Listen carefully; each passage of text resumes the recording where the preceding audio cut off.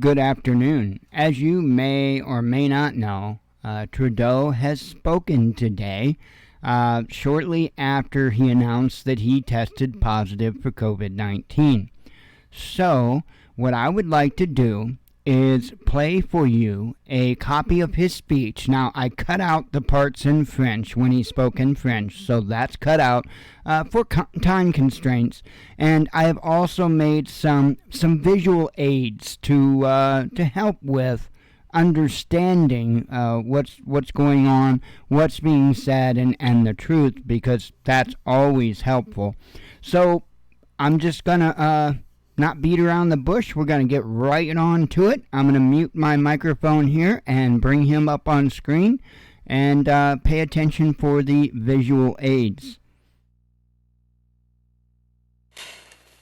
Hello everyone. Bonjour tout le monde. The battle against COVID-19 is still dominating so many parts of our lives. This virus affects us all. 2 of my own children have now contracted it. And this morning, I learned I tested positive for COVID-19 as well. I feel well and have no symptoms. Of course, I'll be working remotely this week, and we'll keep following public health guidelines. I want to take this opportunity to remind Canadians to please get vaccinated. It's a challenge that my family and I are facing, but there's nothing unusual or special about it. It's a challenge too many Canadians and people around the world know all too well. It is not over, and we have to be there for one another. And as we continue to have each other's backs, as we steel ourselves for the challenges ahead, I know you're wondering about what you saw in our capital city this weekend. As my friend Erwin Kotler said on Saturday, freedom of expression, assembly, and association are cornerstones of democracy, but Nazi symbolism, racist imagery, and desecration of war memorials are not. It is an insult to memory and truth. Hate can never be the answer. Over the past few days, Canadians were shocked and frankly disgusted by the behavior displayed by some people protesting in our nation's capital. I want to be very clear. We are not intimidated by those who hurl insults and abuse at small business workers and steal food from the homeless. We won't give in to those who fly racist flags. We won't cave to those who engage in vandalism or dishonor the memory of our veterans. I want to thank the many Canadians who have made donations to the Shepherds of Good Hope and to the Terry Fox Foundation in response to what they saw this weekend. There is no place in our country for threats, violence, or hatred. So to those responsible for this behavior, it needs to stop. To anyone who joined the convoy but is rightly uncomfortable with the symbols of hatred and division on display, join with your fellow Canadians. Be courageous and speak out.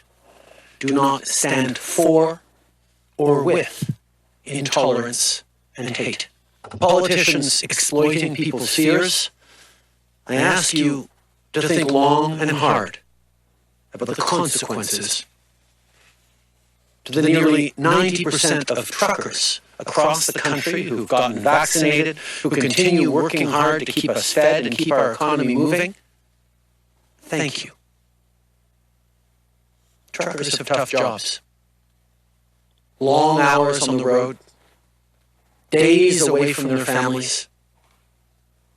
Real challenges, particularly over the past 2 years, as they've continued to step up to put food on our shelves and on our tables, to support us with life-saving medication and supplies. We have relied on you, and you can rely on us to continue to stand with you and allow you to do your jobs safely.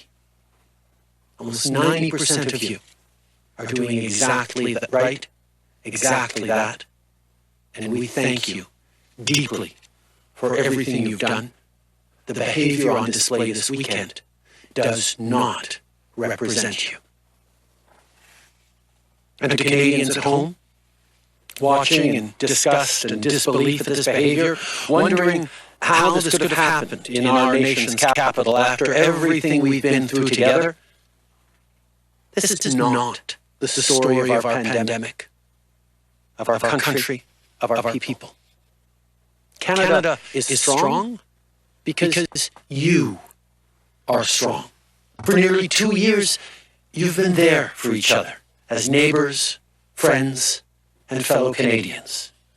I think of the moms and dads who looked after their families, the kids who stepped up in so many different ways, seniors who stayed strong in our darkest days, volunteers throughout our communities who supported our most vulnerable, frontline workers from truckers to store clerks who've kept our shelves stocked and made sure we have food on our tables, healthcare heroes who've saved countless lives and continue to do so. We know you're tired, and yet you do not stop. You inspire us. Canadians support you. We're in your corner.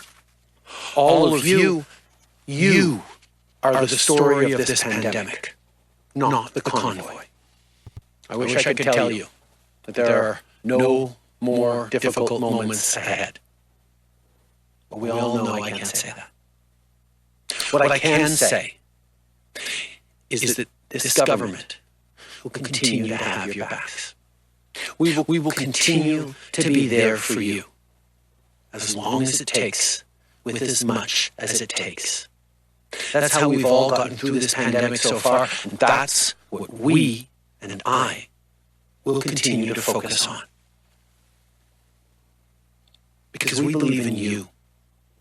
Canadians are compassionate, kind, strong, and resilient. You elected us all to get big things done, and with the return of Parliament, we all have work to do. Later today, I'll be participating in question period, an important part of our democratic system, alongside parliamentarians who, despite threats and intimidation, will continue to serve you, Canadians, and work together to deliver results for people. This afternoon, we'll be introducing legislation to ensure we continue providing as many rapid tests as possible to the provinces and territories. And tonight, I'll be virtually addressing the House of Commons about the situation in Ukraine. I'll be talking about the importance of freedom, democracy, and the rule of law in the face of Russian provocation. In this difficult time, more than ever, we must stay true to our values, to who we are as Canadians. As Canadians, we stand up for what's right, and mostly, we stand up for each other. That's how we've gotten through this so far. That's how we'll continue to get through this. That's how we remain true to who we are. Merci, mes amis. And I think that pretty much covers it. Shalom.